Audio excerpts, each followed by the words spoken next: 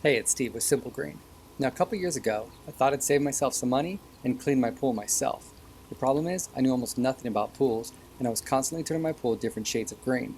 Now, luckily, I've gotten really good at cleaning my pool filter, so let me show you how I do it. Come with me.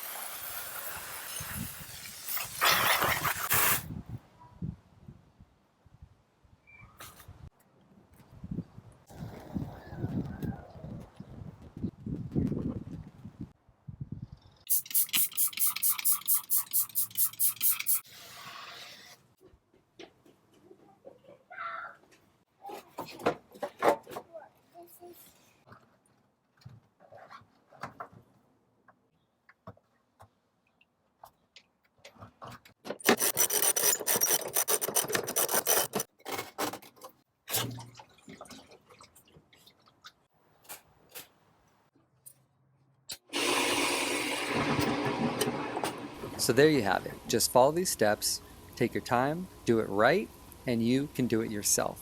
You might be a little dirtier when it's all said and done, but it's pretty satisfying watching that thick, dirty grime drip off and reveal that crisp white filter behind. So until next time, don't be afraid to save yourself a little money and tackle these DIY jobs yourself.